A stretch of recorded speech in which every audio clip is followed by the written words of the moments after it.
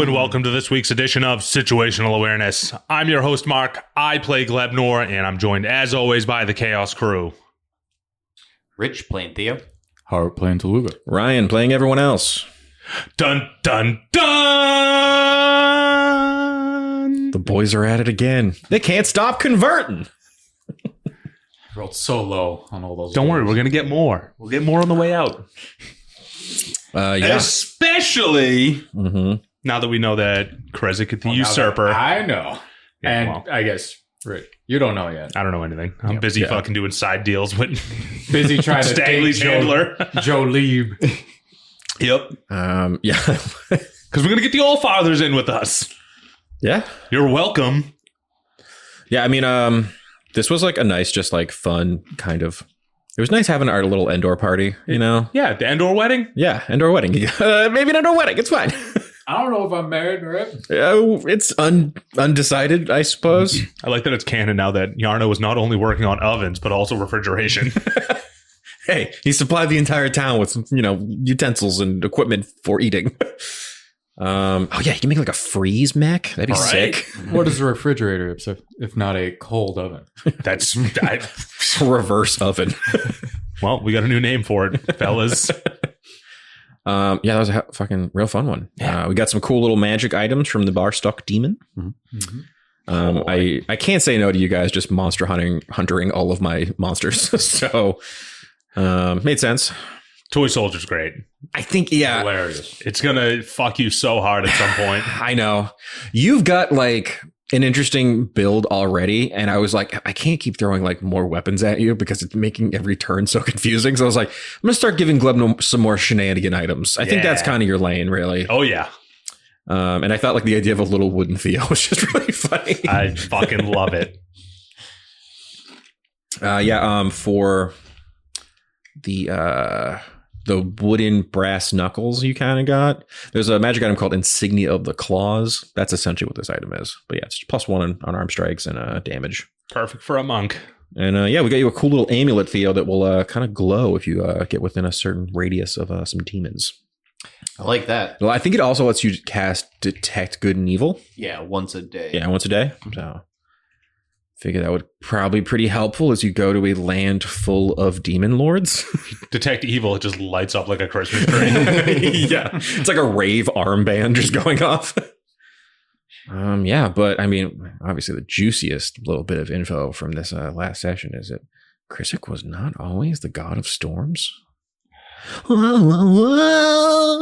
Spooky. Yeah. Way to drop that bombshell. Yeah, I was like, I'm so used to, I love ending on a cliffhanger. And I was like, where do I cliffhanger them on this one? Ooh, I'll put it here. Yeah, I was waiting for the cliffhanger and it wasn't happening. And then you said that and I was like, he's gonna. I thought she was like, I kind of ratted you out anyway. I'm like, No. oh, you son of a bitch. Well, I figured if she ratted us out, that was where he was going. Like, he was going to be like, so they're on their way. So We gotta go to Marriott now. it feels to me like he just detoured us to Jaegeron. So, I mean, the way I was like, I'll be totally upfront. My original plan for this arc was going to end with Nancy informing the Stormcallers that you were here and them sending troops here. But you guys role-played the absolute fuck out of this arc. So I had to kind of change strategy a little bit. I mean, there was always going to be a big confrontation with Ivy. That was going to be the end boss fight, sort of. But if things had gone differently, like if things had gone south with the Stonegrippers, there was a chance that, like, Urshon could have shown up again, and We could take him. 100%. I mean, I love the confidence, but it could have gone like, it would have been a much more crazy, dark kind of ending to this arc. The thing that ended up making me decide not to do it is I don't want it to be that the end of every arc you fight off against the Stormcallers in a giant battle. It felt like we've already done it twice. I got to spread them out a little bit more. I mean, they are like the main evil thing. Yeah. And I think that because we've done a lot more kind of building on Urshon as being this villain in this arc, it would feel a little too much to just throw him right back at you. Yeah. I don't think I'd be able to dissuade you guys from trying to take him on right now. Oh, God, No way. No. Based on what Theo just found out, it's like there was no way to be like, and yeah, he leaves or something. He kidnapped someone else's brother. I had like, I mean, there's obviously a lot of ways for them to escape if the fight looked like it was going badly. All of those Stormcaller clerics do have like lots of teleportation spells and ways to like get away, but we're not ready that. I don't think we're ready for the Urshan confrontation yet. So I put it off a little bit. I'm sorry for all the Urshan fans at home, which I believe is just our social media manager, Sam, who's like, he's so hot. He has to come back soon. And I'm like, it's not ready. He choked a guy once. Settle down. So unfortunately, you'll not be seeing Urshan for a little bit, folks. But that was another thing that's been kind of going on in the background of the world building is we do know that like Jaegeron is fighting the Stormcallers right now. And now you know they might be winning. So under the leadership of one Ellie Justice, which makes perfect sense now that we know she's a demigod. Yeah, I mean, we'll see. Does she know that? I mean, that's another big question kind of hanging in the air. Did the Man in Black offer this to Ellie at any point? Yeah, that's what I've been thinking. And if not, why? If not, why? And if so, why she possibly turned it down? Mm-hmm. It's hard to tell. Did she become the leader of this artificer city through some kind of god magic or some other way? You know, there's a lot of questions. A lot of questions. If I roll around here, you're on. I might be taking charge over there. Nuke technology.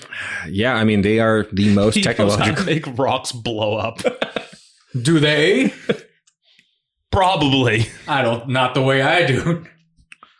I also really like, to me, I thought that one of my favorite things about coming up with Jaegeron is how defiant of a city you have to be fighting a god of storms and your capital is in the clouds. It's such a fuck you. It's like, no, we're up here too. Look at me. Yeah, this is my sky now. Right here. Yeah. So I thought it was like a nice kind of way to be like, yeah, Jaegeron doesn't fuck around. They're coming at the fucking Stormcallers hard. And it also made sense to me that we've already established that they're trying to spread their influence and get more followers, but now they're being forced to call all their followers back, which I thought would put Nancine in a bad spot. Yeah. Sounds like he doesn't know how to manage a war over there. Mm-hmm. Maybe. Not like some fish, handsome fish. You know? So yeah, I thought that'd be a nice little setup Recently going into. married handsome fish. We don't know that. Sorry, Toluga doesn't know that. He was shoved out a door and thinks that Ivy hates him a little bit. Classic wife. Get out of here. Yeah, go hang out with your idiot friends. I got to redecorate this fucking city. Yeah, I mean, I thought it was funny. You guys, thank you for letting me cut the fucking bullywugs loose, because there's a part of me that was like, I hope they don't try to take the bullywugs with them. I knew you didn't want to keep doing that. Thank you so much. Stay here and fix the city. If they came with us, I would have shot one. Yeah, I think that's part of the reason why I do. I'm like, Theo's going to kill one if James is going to get. I can't be getting my gun jammed every fight. It's very annoying. It'll lose a lot of damage that way. Spell slot's sick. Yeah, I think we come up with that a little while ago. I thought it was just such a funny idea that every time they get a spell slot, it's because they're taking something away from Theo. It makes sense. But, Yeah. I like Big T being the warden of the swamp, too. Yeah, it was kind of already sort of his role as like a guardian there, but him kind of keeping all the bullywugs in line and spreading the message, I thought was fun. Yeah. And well, you know, who knows? Taidago may come back stronger. Can we check in on someone? Gort? Bouncicles. How's he doing down there? You get a promotion? We're checking in on head him. of security? How's Doreen? How are the spiders down there? How's Frick? And his training. He's the tip of the spear, baby. He is the tip of the spear. Yeah, but did he get his necklace yet? Okay, let's do a cut to the Underdark. You can see that Slubeldrip has almost been turned into like a military-style camp. There are these Underdark dwarves that are watching over all the fish folk as they learn the basics of combat. They all have these like coral shields and these little short swords, and they're practicing their strokes. And I will say, you could see Bouncicles is like, Frick, you have to plant your feet. You're floundering. Excuse the pun. I don't want to do this. Why am I the tip? We'll cut away. So I listen to the Short Rest. We're not called Short Rest. I didn't steal this from NADPOD. Don't worry about it. That's right. Listen to the Situational Awareness for the extra features and background information. Nice cover. Right? Thank you. Yeah, I mean, things are going well down there. I will say the spiders down there are growing at a pretty good rate. They're feeding them well. Okay.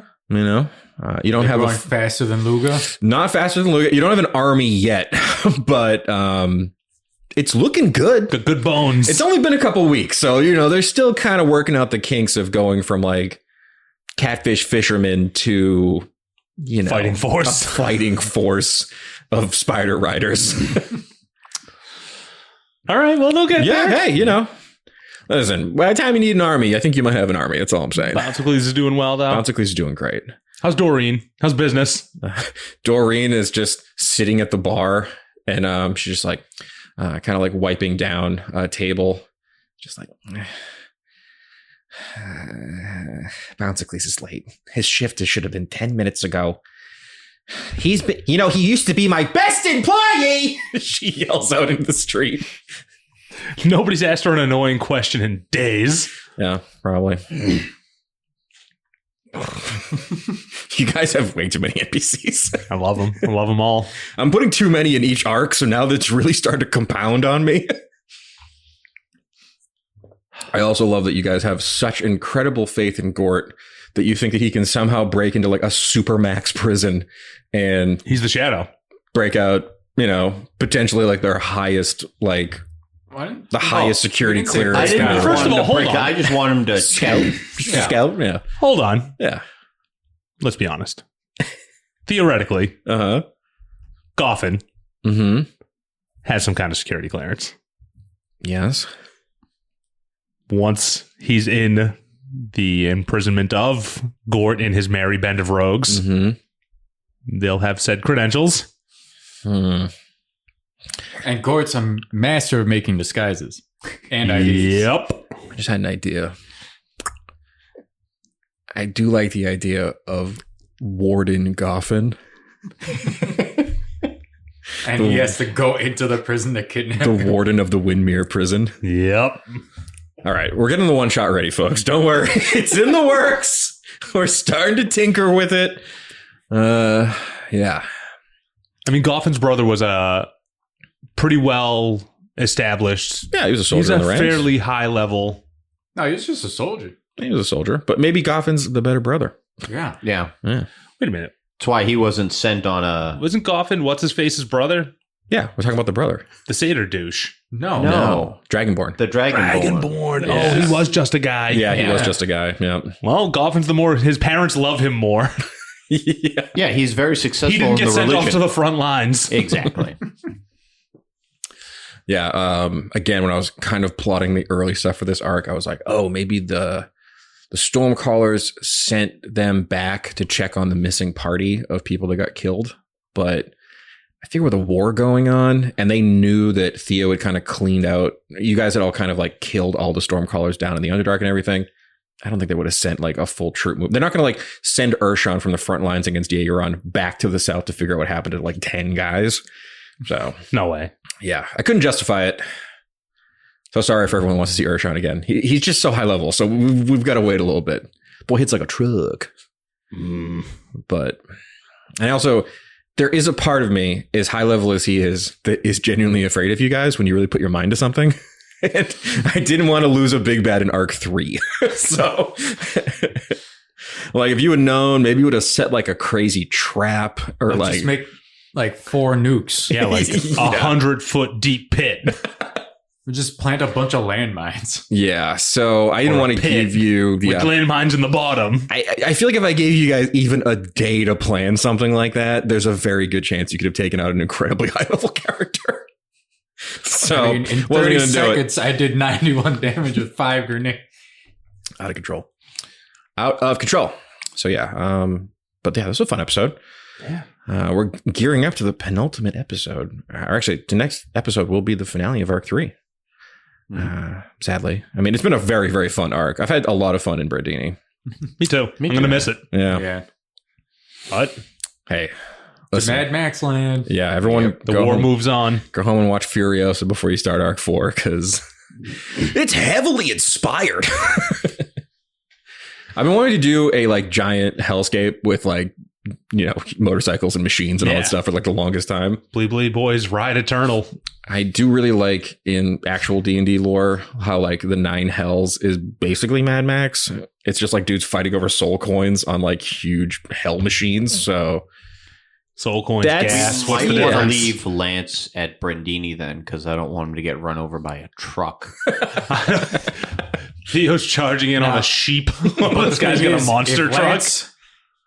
Lance is like a moose, then the truck's going to take more than Lance. Wait a minute. that is true. If that's how that works. Wait a minute. But he is already a sheep, goat, ram. Yeah. What if Taluga uses his giant potion on Lance? I don't have a giant push.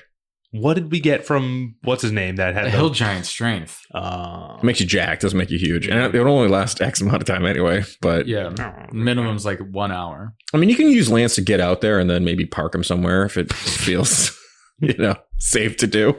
Then we can't take Poppy then. Yeah, Poppy's got to stay. Well, yeah, I want to keep Poppy safe. I figure She's been through enough. I figure Yeah. the triplets will take care of Poppy. Yeah. A warm stable, I think, is probably what she deserves. Leave him with Joe Lieb. I don't trust Stagley. It's fair. Stagley might sell her. For gambling money. That's his problem, not mine. I know. Create an addiction, get out of town. Easy peasy. But yeah, I mean, I don't know. We can figure out what we do with Lance. I just think leaving Lance here for now would probably be better, just because I don't want anything to happen to him. Plus, or Lance Poppy. is technically a run-of-the-mill farm sheep. Yeah, But he has flame decals on him. he I does. know, but That means he goes faster than you. he could be like trained. Oh, better? we could. Yeah. What's it called? Because we're setting up the whole network between the Underdark dwarves and them. We can have them bring Poppy and Lance down to train under Bouncicles. True. Oh, hell yeah. Bouncicles rides in on a ram in the final battle. Hell yeah. You could also use a bunch of those charges to awaken Lance if you want, I guess. Could. Those staff charges, you have to roll for them after you, like, basically, they're fully loaded the first time you use it. And then every day you have to roll so many charges you get back. I am full because I spent the one and I rolled back to get the one. Perfect. Cool. So, yeah, I'm pretty excited for the next arc. A 60-foot tree was only one charge. Mm-hmm. Okay. I mean, because all it does is it's just a tree. Just makes a cool tray. Yeah. All right. Well, you know. I mean, it is I would love to see at the end of this campaign somehow a rebuilt Titagal with a big magic tree in the middle. That'd be cool as hell. The mech's half eaten. Yeah, that's true. The mech is missing a whole chunk of his face. Oh, yeah, that was another big thing that happened this episode. Yeah, we got Geodude. You got a little Geodude with legs. Yeah. He's like I guess we skipped Graveler and we're right to Golem, I guess. Yeah. But, What's his head look like? Or is it like middle head and then arms on the side? That's what I was envisioning, like a ball with arms and legs coming out of it. Yeah, pretty much. Like Graveler. Yeah, So like exactly. a cannonball Yeah. because he ate so Golem. much metal. Yeah, so I think there's definitely like shiny chunks of metal mixed into his body now, and his right hand just has like really nice silver nails. Really dumb. But I'm like we're like almost 40 episodes in. I can give you guys a little Graveler. Right? Like, that's not that big of a deal. You have so many other stupid constructs. How is this really going to fuck me too bad? I don't think. I mean, he's basically. Does he still fit in the bag? Yeah, it's a big bag. He sorts stuff in the bag. That's basically all he really does. Yeah, he's our stockroom boy. Yeah. The bag is so heavy now. Yeah, DeLuca just dragging it off his hip. He's a 300-pound fucking rock golem in there. I gotta find out what stab block I'm gonna use for him. If you guys ever need to do anything with him, I feel like a stone golem's like too high level. Give him that library that's a bot stat challenge. block because he's just a stockroom boy. But that's true. Give you like the Biblioteca thing. Yeah, Well, that thing hit hard though. it did psychic damage. Yeah, I guess. We could I'll just find say something. It's like what not force, but like Bludgeoning? damage Yeah. instead. If I can't find one that fits, I'll just make like a little thing for you. But Stockroom golem. yeah, He's super good at sorting. It's Cobbler, the keeper of the tacos. now that he has hands, he'll be a lot better at sorting. Before you had to just nudge things into place. Look at him go. He was very good at it before. He'll be Yeah. amazing at it now. Yeah, I'm pretty pumped for next episode though, because we got some lore, folks. What's the situation like when we call the king? He doesn't know we're calling. No. So he could be doing literally anything. Yep. Because I feel like it would be super helpful to have like a tribunal with him when we call. I could give him a heads up. Hey, I'm calling back in 20 minutes. Get the gang together. Pretty Like, much. Yeah, like the a- Poo Poo Pleens, Yeah. Kiki, like all the important A figureheads. giant war council. Yeah. Perfect. Yeah, I dig that. And then I get to laugh at them because I waged a 4-person siege and succeeded. What have And you they all- done? They all thought I was an idiot. Mommy doesn't think you're an idiot. No, but the rest did. They just had reasonable doubts because, you know, I have yet to fail leading a charge. that's true. Well, I mean, we're going to find out a lot next episode. I think next episode might be a little bit of a longer one, maybe a juicy final role play adventure to end out this arc. Mark, would you please take us out? Hey, thanks for listening, everybody. You know what to do. Rate it, review it, subscribe it. Interact with us on the internet, I suppose. Tell us what you hate. It sounds so lame every time we say People it. love to hate. Talk to me, please. Love me. We visited the house. Keep it dicey.